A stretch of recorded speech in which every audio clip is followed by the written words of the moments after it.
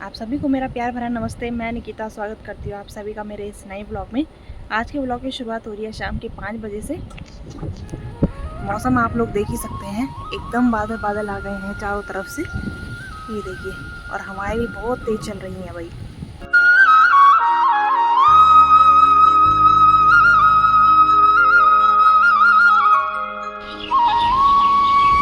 तो आज के ब्लॉग में मैं आज जा रही हूँ बगल गांव में। तो आज से मेरी नई ड्यूटी शुरू हो गई है दूध लाने की। तो दूध मिलता है बगल गांव में, क्योंकि हमारे गांव वालों में तो किसी के पास गाय है नहीं, और जिनके पास गाय है उनका दूध मतलब कोई और लेके जाता है उनकी गाय का दूध। तो हम जा रहे हैं आज बगल गाँव में। वैसे तो रोज़ मम्मी जाती थी, लेकिन मम्मी के पैरों में दर्द होने लगा है, क्योंकि मम्मी को इतनी चलने की आदत नहीं है। तो अब मैं जा रही हूँ। ज़रा सा ये ज़्यादा दूर नहीं है, और मौसम आप मेरे पीछे देख सकते हैं कि कैसा हो रखा है। आज मैं अपने घर के नीचे वाले रास्ते में, जो मैं आपको हमेशा दिखाती थी, उस रास्ते पे जा रही हूँ। अब मेरा घर आप वहाँ पीछे देख सकते हैं। और ये देखिए वो सारे खेत जो मैं आपको हर दिन ब्लॉग्स में दिखाती थी। तो ये रहा मेरा गांव। नीचे से कुछ ऐसा दिखता है, वो सामने है मेरा घर, और ऊपर है हमारे घर के पीछे वाली रोड, और ये रही हमारे घर के नीचे वाली नहर, और ये सारे खेत जो मैं आपको दिखाया करती थी। सामने एक और घर है, और ये जो रास्ता जिस रास्ते में मैं जा रही हूँ, ये वही रास्ता है जो नदी की तरफ जाता है। अभी तो मैंने इस रास्ते क्रॉस करके इस वाले रास्ते से उस गांव में जाना है, नदी की तरफ नहीं जाना है। और यहाँ से भी इस गांव को हमारे गांव की तरफ जाते हैं। और ये जो खेत है यहाँ पर सामने वाला, यहीं पर मेरी शादी का टेंट लगा था, यहीं पर बारात आ रखी थी। सूरज भी हमारे घर के पीछे पहाड़ में छुपने जा ही रहा था कि यहाँ से तब तक बादल आ गए। ये देखिए, और ये पेड़ जो मैं आपको कल के ब्लॉग में दिखा रही थी आधा कटा है, सामने से कुछ इस तरीके से लगता है। ये देखिए कितना ज़्यादा कट चुका है, सामने से कितना बड़ा लग रहा है ये पेड़।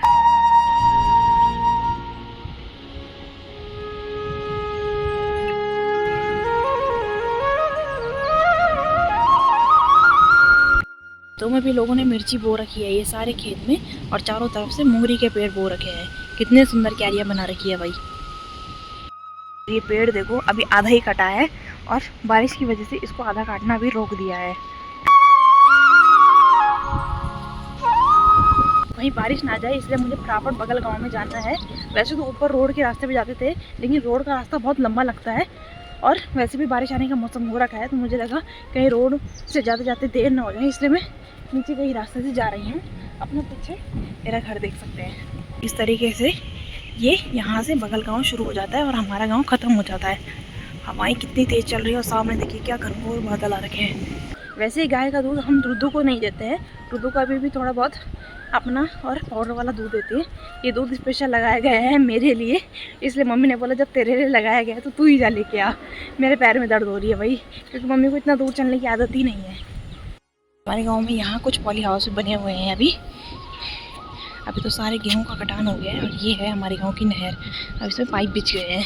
पहले इस नहर में पानी आता था, लेकिन अब पाइप के ज़रिए खेतों में पानी दिया जाता है। सामने वाले गाँव में जैसे ही एंटर किया, ये देखिए यहाँ तो पूरा घनघोर बादलों से भरा हुआ है भाई पूरा गाँव। सामने जो पेड़ दिख रहे हैं आपको आम के, यहाँ कभी छोटे माँ आम तोड़ने आया करते थे। तो बगल गांव में एंटर कर ही लिया है, और इस गांव का नाम है देवली गांव। अभी इस वाले रास्ते से चढ़ के मुझे रोड की तरफ जाना है, और फिर थोड़ा सा और सफ़र तय करना है। इधर जो रोड का रास्ता है वो बहुत लंबा लगता है, इसलिए यहाँ से शॉर्टकट है। पता नहीं कितने टाइम बाद इन गलियों में मैं आ रही हूँ, मुझे याद भी नहीं है कि पिछले टाइम मैं कब यहाँ आई थी।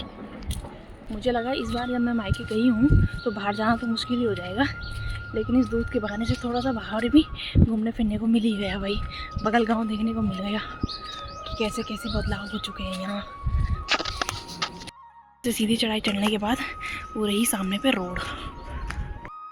तो ये देखिए ये आ चुकी है सड़क, और यहाँ पर लगा हुआ है बोर्ड जिसमें लिखा है कि यहाँ से देवली गाँव स्टार्ट होता है। तो ये रहा देवली गाँव स्टार्ट करने का रास्ता, सड़क के रास्ते से। यहाँ पर सीधी चढ़ाई चढ़नी आती है, इसलिए मम्मी यहाँ नहीं आई। आ गई हूँ मैं, और ये है यहाँ आंगनबाड़ी हमारी। जटिमा लोगों के साथ रास्ते का पता ही नहीं चल सका, इनके साथ लगी हुई हूँ मैं भी रास्ते। निकल गई हूँ मैं दूध लेकर। कभी यहाँ आंगनबाड़ी आई, कभी एक आंगनबाड़ी है जो आंगनबाड़ी में होना चाहिए, कभी सतु खाना। हाँ मैं भी आया तभी है वो नहीं चाहिए आंगनबाड़ी वाली जगह भी रात दूध लेना चाहनी। सूरज के वो थंगे थे और ये मित्र वो भी चवा अंते साल है जाना को हां ये साल भी का कारण में रहे तब धर्म मान हम पे बीते ये जाएगी हां हां और तब वो भी तमने फरकौन चमी थे वो जाना साथी न आए के पर में नहीं हो अच्छा हां बोल ये मार दी बोली अच्छा हम देखिए कौन चाहता आंगनबाड़ी हमेशा ही तब काम से नगर चलिए था तो वो खरा से मुझे लगी जाए से अच्छा पर जाओ मकान बढ़ता तो दूध लेकर तो मैं आ चुकी हूँ, ये रहा मेरा दूध और अब कर रही हूँ मैं अपने पार्सल का वेट। जैसे देवली गांव में एंटर करते सबसे पहले आपको ये मंदिर देखने को मिलेगा और ये रहा देवली गांव का बोर्ड। तो आ गई हूँ मैं दूध लेके और ये पार्सल भी मैंने ले लिया है। ये है मच्छरदानी मंगाई थी मैंने, नेट मंगाई थी बच्चे के लिए, क्योंकि यहाँ भी मच्छर हो ही रहे हैं। गांव में तो और ज़्यादा मच्छर होते हैं क्योंकि चारों तरफ हमारे फूल पत्ती पेड़ पौधे हैं तो मच्छर उनमें ज़्यादा आते हैं। वैसे भी गर्मियों का टाइम है तो यहाँ मच्छर उसको काट ना ले। वैसे तो मैंने छोटी मच्छरदानी मंगाई थी लेकिन अब उसमें वो छोटा हो रहा है, उसके पैर मतलब सीधे नहीं कर पा रहा है वो, तो वो कैरी बैग हटा दूँगी मैं और ये वाली बड़ी वाली मच्छरदानी लगाऊँगी। दिल्ली में तो थी पर यहाँ नहीं ला पाई मैं, मुझे लगा यहाँ नहीं होगा और यहाँ देखा तो और ज़्यादा मच्छर आ रहे हैं।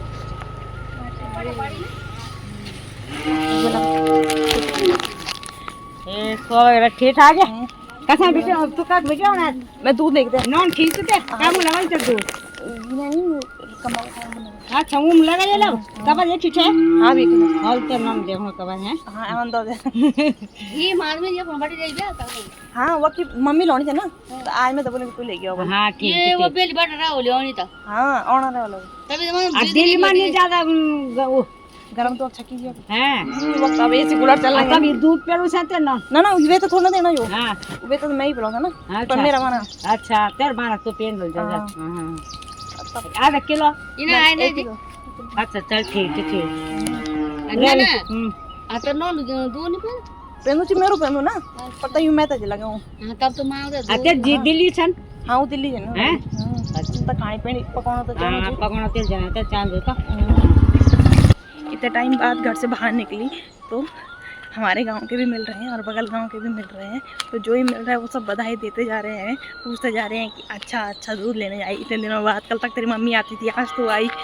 तो सबको रास्ते में एक्सप्लेन करना पड़ रहा है। आज का बेस्ट एक्सपीरियंस जो रहा ना, जब मैं दूध लेने गई और जिनके घर में गई थी उनके यहाँ कभी मैं छोटे में आंगनबाड़ी जाया करती थी, मतलब वो आंगनबाड़ी की मैडम हुआ करती थी, तो उन्हीं मैडम के घर हमारा दूध लगा हुआ है।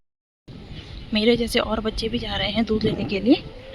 ऐसे मैं वहाँ पर गई तो उन मैडम ने मुझे एकदम से पहचान लिया कि मैं तो निकिता हूँ और कभी वहाँ आंगनबाड़ी पढ़ा करती थी उनके साथ, मतलब तो कभी उन्होंने मुझे पढ़ाया था।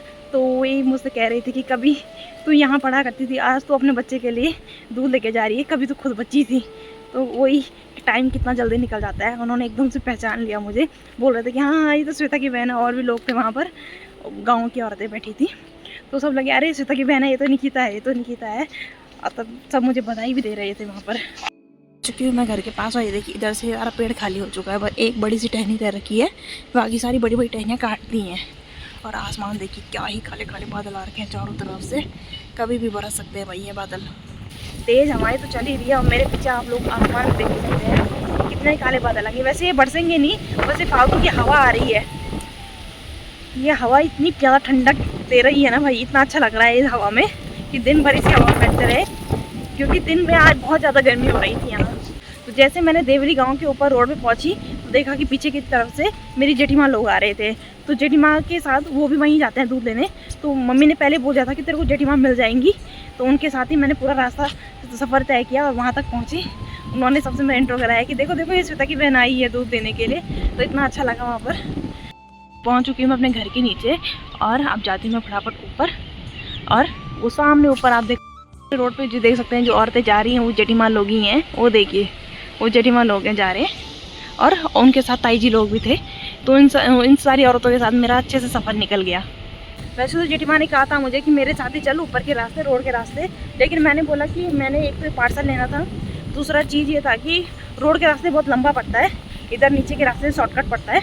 तो कभी मैं जेठीमाँ के साथ ऊपर के रास्ते आऊँगी, कभी नीचे के रास्ते, कभी मम्मी जाएगी कभी मैं जाऊँगी।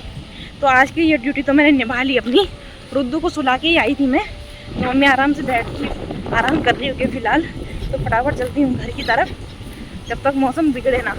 वैसे तो नहीं बिगड़ेगा, लेकिन फटाफट घर पहुँचना ज़रूरी है। पहुँच चुकी हूँ मैं घर, इससे पहले मौसम ख़राब हो। ये मौसम इतनी तेज़ हवाएं चल रही है। आ चुकी हूँ मैं घर, और अभी इसी रास्ते से जाते हुए मैं इस गांव में गई थी, और आपको सामने वाला पेड़ मैंने नज़दीक से दिखाया था। सूरज ज़्यादा भी यहाँ छुपने को राज़ी नहीं है, तब तक बादल आगे से आ जा रहे हैं। और ये देखिए, बादलों से ही पूरा भर चुका है आसमान।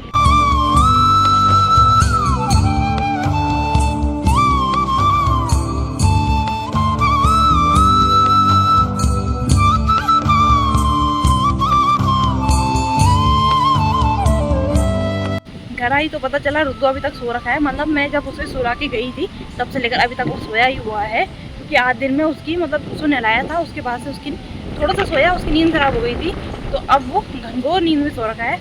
और ये हवाएं हैं कि रुकने का नाम ही नहीं ले रही हैं। इन हवाओं की वजह से सारे के सारे बादल इधर उधर चले जाते हैं और फिर बरसते ही नहीं है। सामने अलकनंदा नदी का पानी भी धीरे धीरे बढ़ने लगा है, क्योंकि थोड़ी देर पहले वहाँ सामने जो डैम है उसने पानी छोड़ दिया है, तो धीरे धीरे जलस्तर बढ़ने लगा है। रास्ते से होते हुए अभी मैं सामने वाले गांव में गई थी। ये देखिए, जहाँ ये धूल उड़ रही है ना, इस वाले गांव में गई थी। आपको नज़दीक से भी दिखाया था ये। तो इतने दिनों बाद मैं घर से बाहर निकली, और देखिए मुझे आज कौन मिल गया। तो मैंने सोचा नहीं था कि आज भी वो मैडम वहाँ होंगी, मुझे लगा कहीं इधर उधर होंगी, नहीं मिल पाएंगी, लेकिन जब देखा तो उन्होंने मुझे एकदम से पहचान लिया। ये हवाएं ऐसी है कि इनमें रहने का मन तो कर रहा है, लेकिन मैं ज़्यादा रह भी नहीं सकती हूँ। इतनी ठंडी हवाएं और इतनी अच्छी लग रही हैं, क्योंकि दिन भर आज इतनी गर्मी पड़ रही थी, तो लगा नहीं था कि शाम को इतनी तेज़ हवाएं चलने लगेंगी। मम्मी तो चली गई अब इधर उधर, और रुद्दू की जिम्मेदारी अभी मेरे पे है। तो मैं तो घूम घाम के आ गई ज़रा सा, तो मैं रुद्दू की आवाज़ सुन रही हूँ बाहर दरवाजे से कि कहीं वो रोए ना, और रोए तो मैं फटाफट अंदर भागूँ।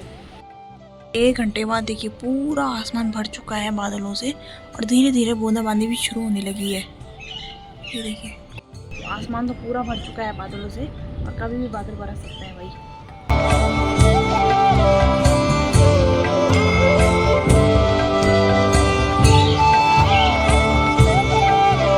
सामने वाले तरफ तो बादल के साथ साथ बिजलियाँ भी चमक रही हैं भाई, बहुत ज़ोर ज़ोर से बिजली कड़क रही है, और आसमान की आवाज़ तो आप सुन ही रहे होंगे, कितनी तेज गर्जना हो रही है। दूध लेके जैसे ही मैं घर आई, मम्मी कह रही है कितना हल्का हो गया। आज शुक्र हुआ तो बारिश आने से पहले पहले घर आ गई, और तू भी नहीं उठा, दोनों चीज़ हल्की हो गई। ओहो मैडम जी, कब आए? मैं कल यही बोल रही थी कि मलमास में आने वाली होंगी लड़कियां, आज देखो मैं बोली रही थी कि नहीं अभी तक नहीं आई, नहीं आई, नहीं आई, आ गई हूँ। देखो देखो देखो, हाँ आपको दिख रही होगी सामने। मैं कल इसी की बात कर रही थी कि हमारे गांव में लड़कियां आने वाली होंगी। अब कब आएगी मिलने? सोया है अभी, आना तो ठीक है। आई गई बारिश है, मोटी पर कौन लगी। बहुत ही जोर की बारिश लग चुकी है भैया, बहुत ही ज़्यादा जोर की बारिश, और अभी भी आसमान आवाज़ कर रहा है। आज तो रुद्दू महाराज 5 बजे से सोए, ठीक 9 बजे उठे। अभी 10 बजे का समय हुआ है, और आज ये अभी तक 1 घंटे से उठा हुआ है। तो अभी नानी को बुलाएगा, नानी सुलाएगी, क्योंकि 4 घंटे लगातार सो के रखा हुआ था, तो मुझे तो नहीं लगता अभी ये सोएगा। 11-12 बजाएगा आज ये, है ना? तू नहीं सोएगा बेटू आज? क्या होगा, क्या होगा बेटू, अब क्या होगा? उंगली खाएगा अब, ये उंगली खा रहा है और गले तक डाल रहा है उंगली को, और फिर दूध को बाहर निकाल रहा है। ये हरकतें हैं इसकी। खुद तो नींद पूरी करके बैठा है, और हमारा क्या? सोएगा नहीं, सोएगा नहीं।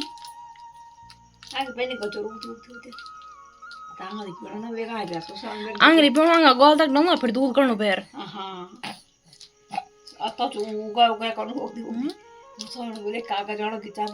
बेटा चॉकलेट तो हमने खा ली, उसकी चॉकलेट तो हमने खा ली। कागज बड़े खेलो, कोई बात नहीं, अभी पकड़ू कागज। तू रैपर खाएगा? खा ले, खा ले रैपर का। जो कागज तो छोड़ो नहीं, जो कागज तो छोड़ो नहीं, उसमें मैं कागज जानो मुंह पर, फिर उंगली काटूं। अच्छा अच्छा रुद्री, अच्छा देखते हैं रुद्दू आज कब तक सोता है। तब तक के लिए मैं भी इसको ट्राई करती हूँ सुलाने की। नानी तो करेगी, लेकिन मुझे भी करना पड़ेगा, नींद के झोंके आते रहते हैं, फिर भी ट्राई करना ही पड़ेगा। तो आज के ब्लॉग को मैं यहीं पर समाप्त करती हूँ। मिलती हूँ आपको नेक्स्ट ब्लॉग में। तब तक के लिए लाइक शेयर सब्सक्राइब कर दीजिएगा और यहाँ तक ब्लॉग देखने के लिए आपका बहुत बहुत शुक्रिया। तब तक के लिए शिवरात्रि।